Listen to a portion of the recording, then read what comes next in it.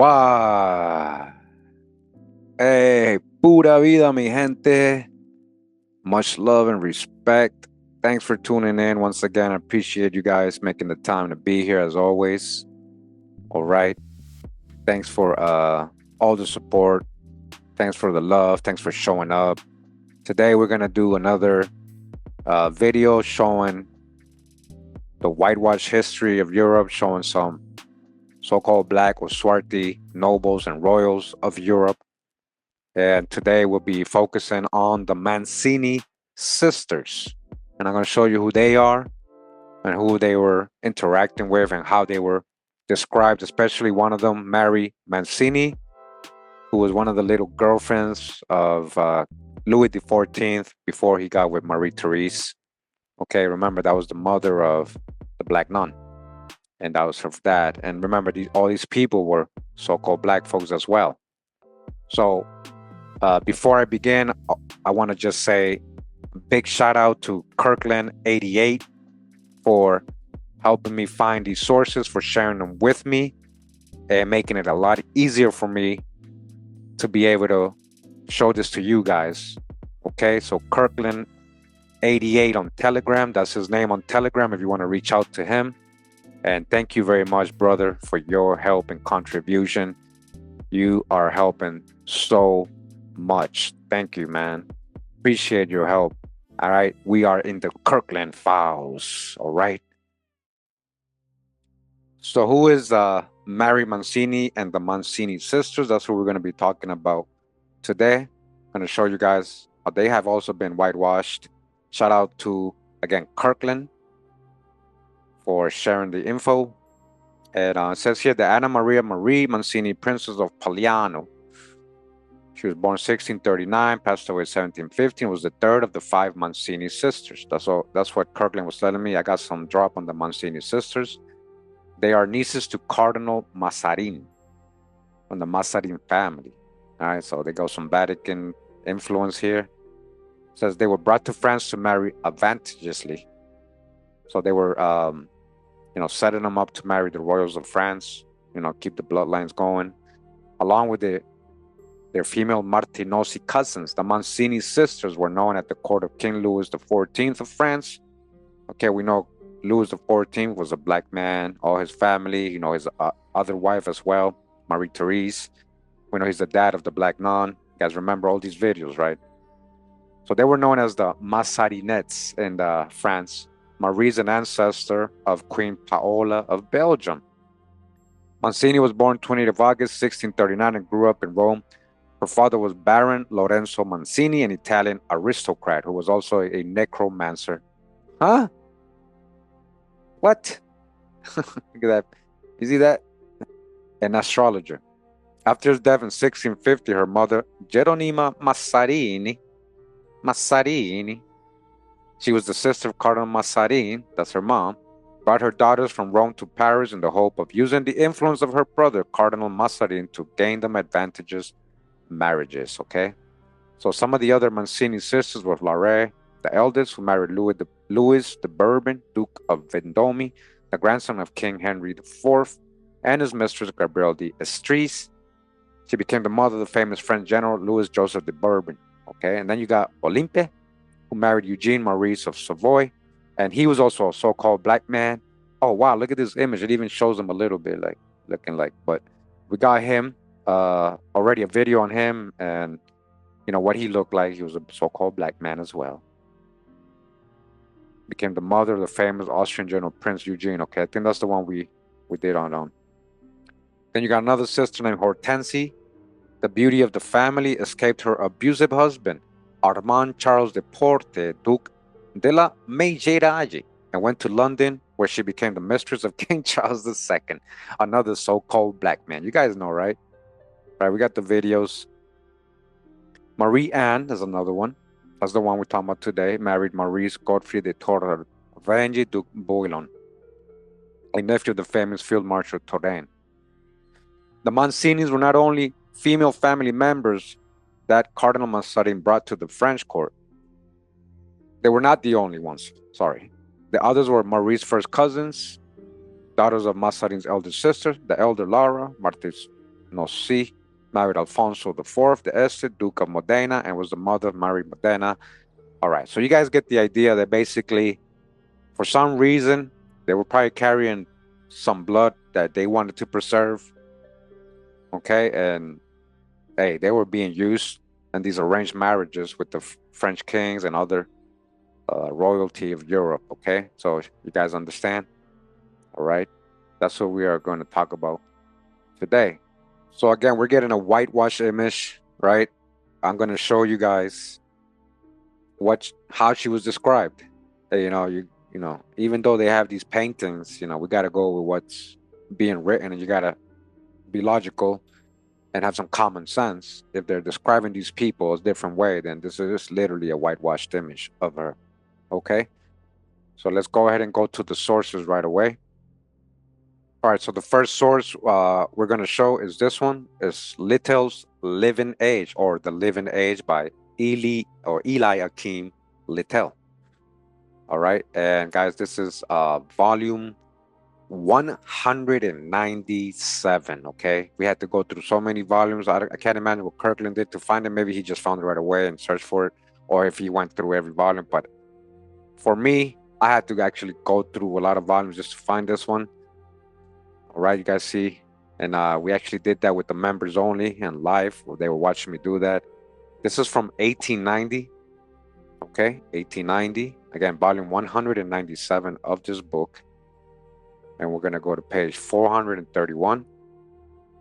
So it says here, from princesses et grandes dames to grand dames, Louis XIV and Marie Mancini, by the author of Queen Christina, translated by Mrs. Elizabeth Wormley Latimer. Okay, so this was in a different language, probably in French. It says here, once upon a time there lived a great king, whose realm was the most glorious on all the earth. His court was given up to fetes and pleasures. Nowhere was there to be seen such graceful love-making, nor such magnificence. Wow, nowhere you would find any graceful love-making. You guys hear that? The court was young, for the king himself was young. The spirit of youth pervaded its scenes of enchantment. Love was in the very air. 100 beauties viewed with each other who should best please the prince, both because he was in all the bloom of youth, and because there was no man so handsome as he was in all his vast dominions. All right, we're talking about Louis XIV, a so-called black man, right? They're saying, oh, he's so handsome. All the dames, all the princesses wanted him. Now listen to how she is described. All right. At the same time, there dwelt likewise at the court a swarthy damsel, okay, so-called black. Remember what swarthy means. A swarthy damsel, a black damsel, a Negro damsel, whom the prime minister, her uncle, had brought there in her infancy to be educated and trained. Remember, the niece of Cardinal Mancini, right? Remember, she's the niece of this cardinal. That's who they're talking about here. We got the background. It says she was ugly, quick-tempered, and rude, but she had a great deal of intelligence, and her sprightliness amused the king. He enjoyed her company so much that at last he became convinced that he could not live without her, and proposed to marry her. The queen, his mother, opposed the match and separated the lovers, a proceeding which caused her many griefs and the young people many tears. After this damsel with the dark complexion, all right? A lot of people say, oh, swarthy don't mean, it's just a tan, Kurimeo. They just mean black hair. No, they're talking about literally a dark complexion. Do you guys see that? All right? Swarthy is black, so-called dark complexion. I'm telling you two different ways here, okay? Two different ways. So that's why when I was showing you that image earlier on Wikipedia, I'm telling you that's a whitewashed image. The Mancini's sisters were so-called black. All right. So after this damsel with the dark complexion committed a great number of follies of the wildest kinds, and had an incredible quantity of strange adventures, becoming at last, as she neared old age, a woman of great personal attractions. Okay. And then it goes on and on. But I just wanted to go ahead and get this because we got six more sources to go through. Okay, so she is swarthy, right? Marie Mancini, swarthy, dark complexion. All right, dark complexion, so-called black. Royals and nobles of Italy hooking up with other royals and nobles of France. All these people melanated, all these people dark complexion, all these people so-called black. All right, so we're going to the next source. Just to corroborate a little bit more, it says here, popular history of France from the earliest period to the death of Louis XIV by Elizabeth M. Sewell. And she's the author of many books, as you guys can see here. And this is from 1876, all right? 1876. We're going to go to page, let me see, 509, all right? Page 509. It says here, chapter, what is that, 42, I think? Yeah, 42. I'm starting to learn Roman numerals, a lot better. And it says here, Louis XIV continued. In the autumn of 1658, it was first publicly made known that Philip IV of Spain, so long the enemy of France, that's like a descendant of Charles V, right? So-called black man. So-called enemy of France had offered his daughter, the Infanta Maria Teresa, right? Maria Therese, who's also so-called black, the mother of the black nun they put in the convent, the nun convent, in marriage to the King of France. The proposal cut the Gordian knot of many difficulties. The fancies of Louis were beginning to cause much anxiety. A transient feeling for one of the cardinal's nieces, remember Cardinal Mancini, right? Olympia di Mancini. So this is one of her other sisters we read about, had passed away. And Olympia accepted the hand of Eugene of Savoy, another so-called black man. I got a video on him. Comte de Soissons. But another sister, Maria di Mancini or Marie de Mancini, had since been introduced at court. And though remarkably plain, with a tawny, you guys see that tawny complexion, a dark complexion, tawny complexion. You guys saw the definition of swarthy included tawny, so-called black. A lot of black folks in the Americas or anywhere in the world are tawny too, not just, they're referred to as tawny. So, okay, don't tell me that's just a tan. Not always, okay? So she was a tawny complexion, corroborating with the other source we just read of her being swarthy and dark complexion. She had a large mouth. What does that mean? Large mouth, maybe thick lips, dull black eyes, and long and very thin arms and neck. She succeeded in inspiring Louis with a feeling which threatened to interfere with the political plans for the future glory of France. I remember his mom didn't want him to marry Maria de Mancini. They made it difficult, and eventually it didn't happen. Okay. It says Mazarin himself was inclined to further an alliance between the king and the Princess Margaret, sister of the Duke of Savoy. Annie preferred the little Henrietta of England, who with her mother was still residing at the French court. But in point of dignity, there was no one to compare with the Infanta of Spain. All right. So we're getting just a little context. I didn't want to just read one sentence, I just want to read a couple paragraphs. But what I wanted to show again, guys, these are sources you guys can read on your own, right? And if you want to find out more about these people, I just wanted to show, again, another primary source telling you she was dark complexion, so-called tawny complexion, all right? And the one they show us in Wikipedia, that's a plain pale skinned person, right? That's a whitewash image. That's not swarthy, that's not dark complexion, okay? So I just want you guys to see that, right? Tawny. All right, we're going to go on to the next source. So this is the next source, guys. It's called the Monthly Review from December of 1789. This is volume 81 of this monthly journal, right? Volume 81, and we're going to go to a specific page. We're on page 672. It says here, Louis XIV, again, remember, so-called black man. It says, few full sovereigns had ever such obligations to their subjects as this prince. When he assumed the reins of government, the French who from the time of Henry the Fourth had been always under the dominion of ministers, felt a pride in obeying a king.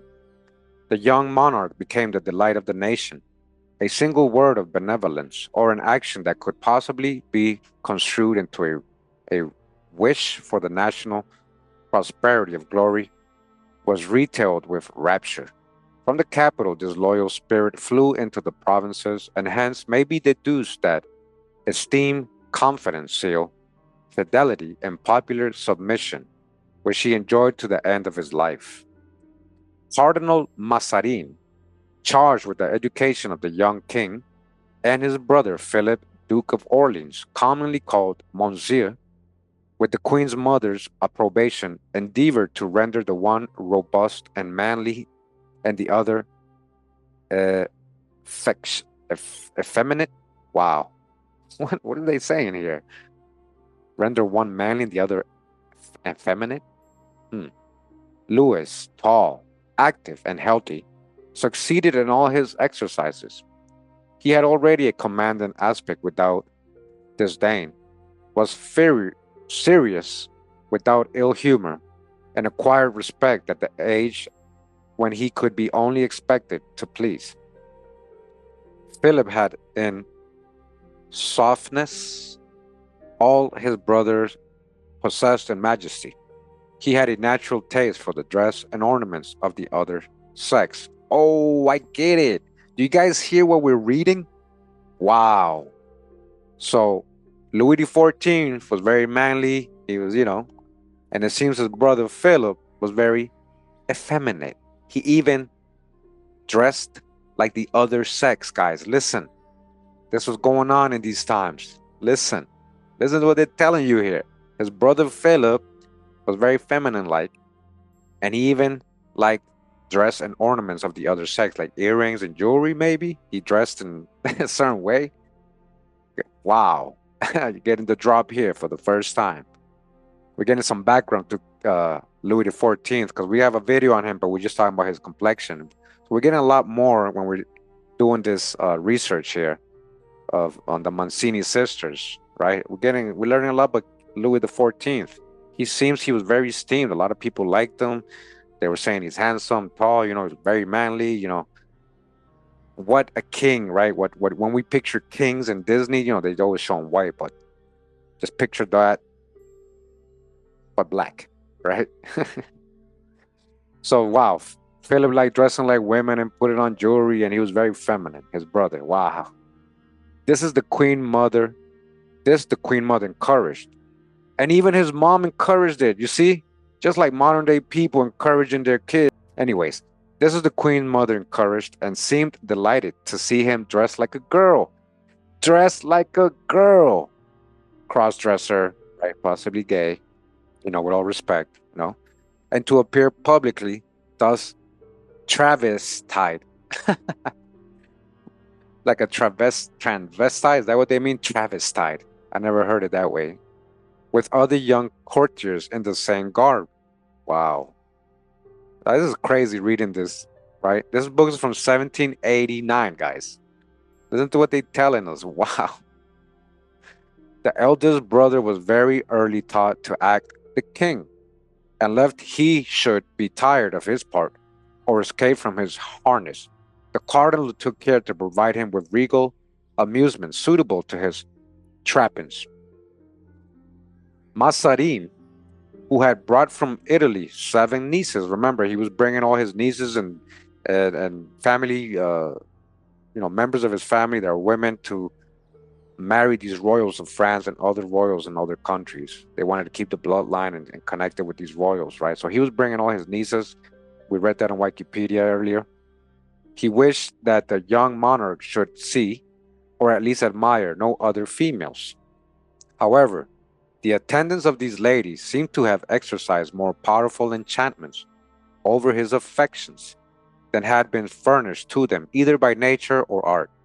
Though Mary Mancini, one of the cardinal's nieces, right, Mary Mancini again, afterwards seems seriously to have attached Louis, notwithstanding his more transient amusements, but the description of his lady's charms excites no pleasurable ideas in the hearts of us old critics. For Madame de Motteville says that her complexion was brown. Okay? Her complexion was brown, rather bordering on yellow. There you go.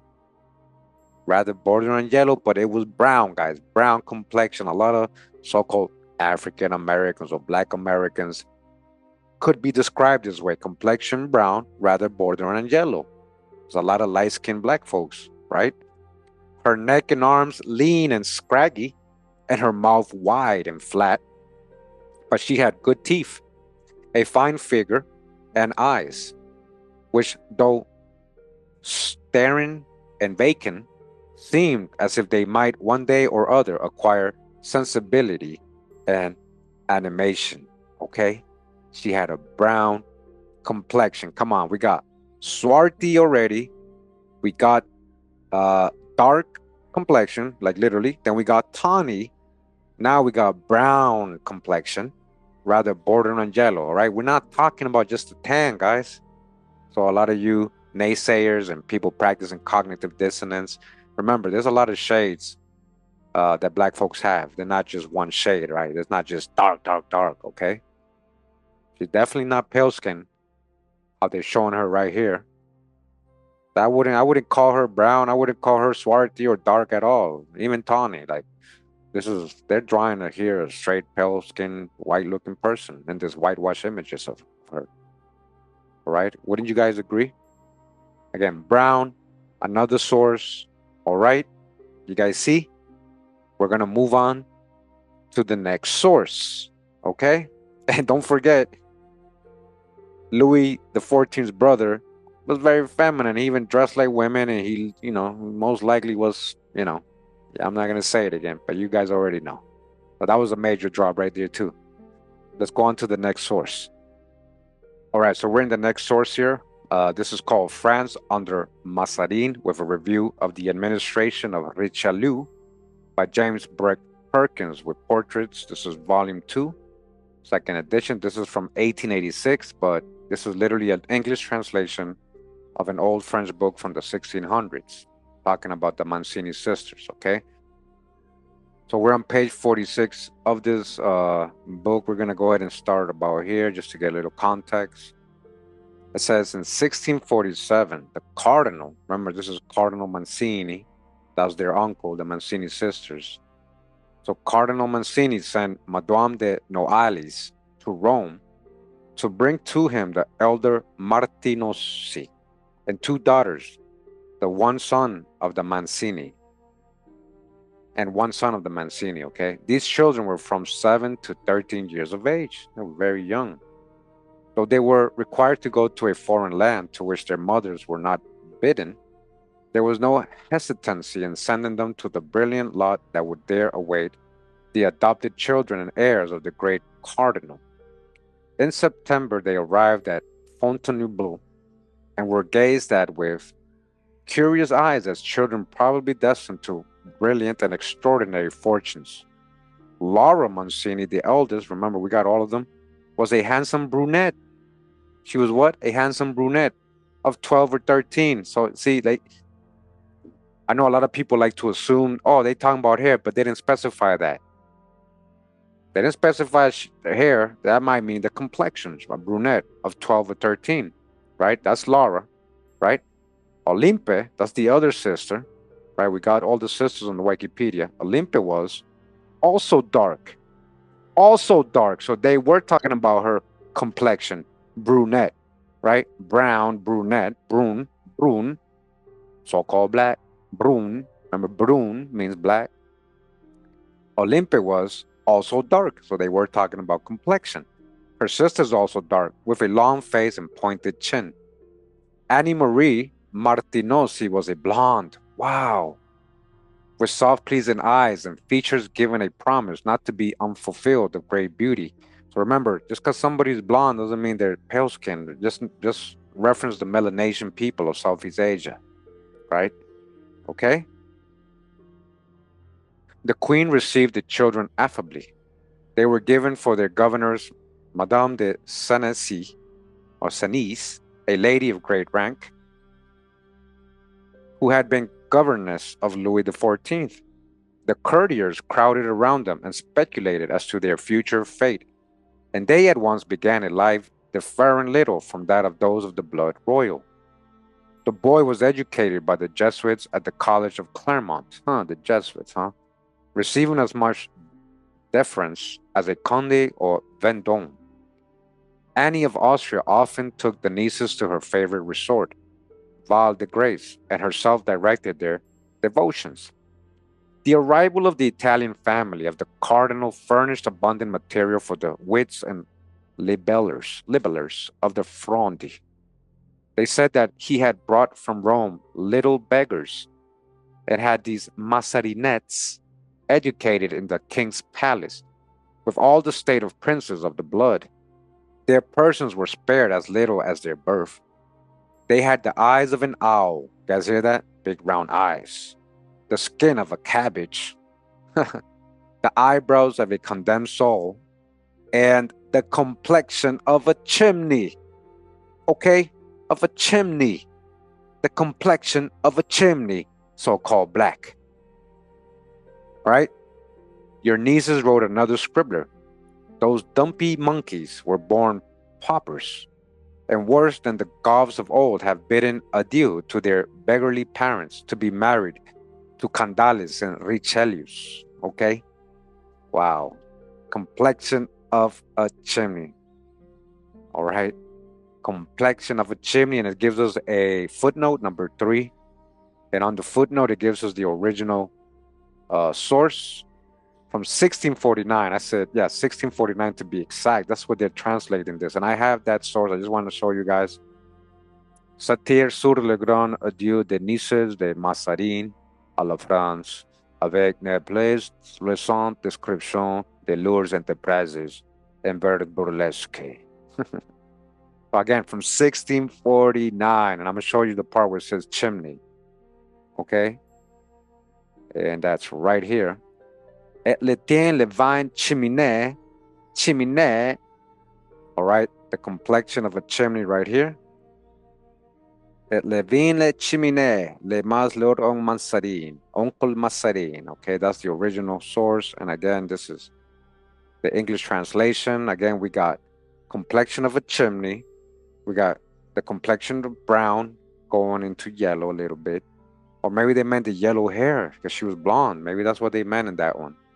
And then we got dark complexion already, we got swarthy already, and we got tawny. All descriptions for dark complexion people, so-called black folks, can be described in all these ways. Okay? So we got another source. But we got more sources, all right? We're going to go ahead and show another source. Okay?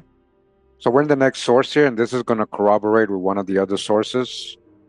And it says here, Memoirs of the Court of France during the reign of Louis XIV and the regency of the Duke of Orleans by M. An Quetil, regular canon of the Congregation of France, translated from the French, volume 1. And this is the year, I think we have the year from Kirkland. He says 1791. All right, this is from 1791. So we go to page 4 of this book, and we're going to start right here at the bottom. It says, the eldest of the 5 Mancini married the Duke of Mercoeur. Just like we were reading in Wikipedia early that all the daughters were being married to some of the royals in different parts, and displayed so many good qualities that her death wish was premature, was generally regretted. Oh, she died young, I guess. The second, who was alluring in her manners and fond of admiration, hoped for a while to inspire the young king with a passion which he or she herself pretended to feel. But finding her arts ineffectual, she, without entirely giving up her views, secured a certain establishment by marrying the Count de Soissons of the House of Savoy. Of the rest of these sisters, one married the Duke of Majerai, who assumed the surname of Mazarin, another Duke of Bouillon, but the eldest of the 3 acted a part at this time which renders it necessary to give a more particular account of her. Now, we're back to Mary, right? Mary Mancini had a yellowish brown complexion. Yellowish brown complexion. Yellowish brown complexion, not pale skin. Not pale skin, whitewash image, right? Yellowish brown complexion, just like the other source was saying. A brown complexion, almost leaning to yellow, right? So this one's saying it a different way. Again, many black folks, many people who are Negro can be described this way. They're more light skinned. Okay. Her neck and arms were long and slender, her mouth large and flat, but she had fine teeth. She was tall and straight, and her eyes, though at first sight unmeaning and unanimated, seemed not incapable of softening into languishment or sparkling with vivacity. So basically, this is actually the same description of her that we read in the other book, just a different version of it, kinda, in two different books, right? So it's basically the same thing we read earlier. Okay.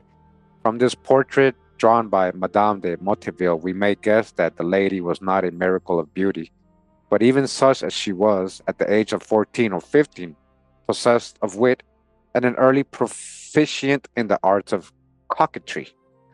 She was a flirt.